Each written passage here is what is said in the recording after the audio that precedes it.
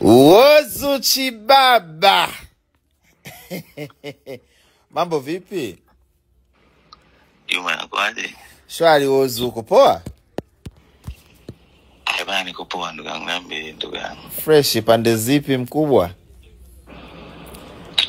Kwa nyumbani. Na mvua hizi kweli lazima utulie nyumbani. Sasa sijui ndugu yangu nikute mjane wa taifa, sijui nikute yatima adeki, yani si nikute jina gani ambalo litajitosheleza kwangu. Kwanza pole kwa matatizo. Amna, unajua katika biashara vitu huwa vinakuwa vinaingiliana. Misimu hii ni tofauti na misimu ya kwanza. Mara mtu tulivyokuwa tumeenda China, hata unakumbuka ulivyokuwa umekuja China sema kulikuwa kuna changamoto ya kutuma mizigo. Wewe na Wema mko mnafanya biashara? Wewe mzigo wako ulikuwa umeagiza sawa na mzigo ambao umefanya aliagiza ule Kamanda Mzee Mkavu. Yote mizigo ilitufikia, lakini hiyo imechelewa tu kufika. Mungu tusamehe. Wozu, umechanganyikiwa. Utakuwa umechanganyikiwa huko sawa. Unajua sasa hauwezi kucomplain vitu kwa sababu mwisho wa siku hata matairi ambao mlikuwa mmeagiza matairi ambao sio yalikuwa mapya. Subiri. Hebu tuende taratibu. Wewe umeanza kuchanganyikiwa siku hizi. Tulikuta kwenye ofisi yangu hapa gorofani. Wozu, una ofisi gani? Ofisi yako mziki wewe. Una ofisi gani wewe Wozu?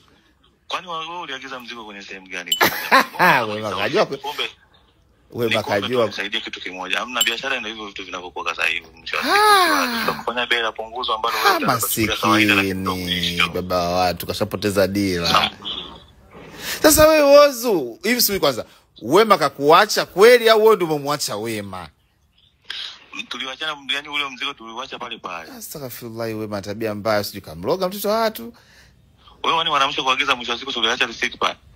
Mimi nakuagiza nini wewe jamani? Wewe unajitoa akili Mara mwisho tulipokutana na wewe China tulikuwa unaagiza nini? China umeona na wewe wapi lini wewe?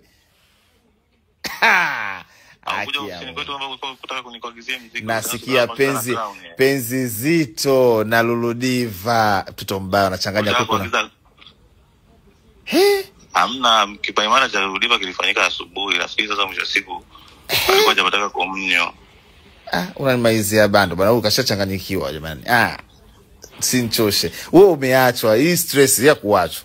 Na Gigi anakufanyia makusudi shindi. Wewe chips za Shirima ni hatari. Yaani hii. Kama vipi kesho nikupitie nikitoka ofisini. Ugamsha siku nafikiri baada ya wiki mbili mzigo wako na Kamanda Mzee Mkavu unaweza ukawa umerudi. Nikupitie ndio kwa Mzee Shirima tukale hizo chips au unasemaje? Huyu kashapoteza network wewe jamani, Wema msamee huyu kaka. Zile chips zile hatari zina ndimu, zina nini? Hatari mishikaki yako. Kwa sasa hivi kuna Luludiva. Hiyo mishikaki ambayo ukiweka pilipili mwisho siku astaghfirullah. Wema kabila. Siwezi kusema na vitu hivyo mwisho siku ndio hivyo barafu na zikawa sawa. Wewe Wozu, asante sana. Mimi nimwambiaje Wema? Yaani wewe hata usijali kusema hiyo swala, mzigo lazima ufike baada ya wiki mbili. Wewe nipe tu wiki moja ya mwisho. Nitakufanyia delivery popote utakapokuwepo, nitakuletea. Na utakapokuwa ofisini Wasafi, nitaongea na mkurugenzi, anaweza nikaongea na bodaboda yote au taxi nitakuletea. Ni vitu ambavyo vinatokea tu kwenye biashara na ni kawaida. Huyo. Yaani ukisikia sasa mapenzi kwa navuruga watu wanaongea barabarani, wenyewe leo nimejishuhudia.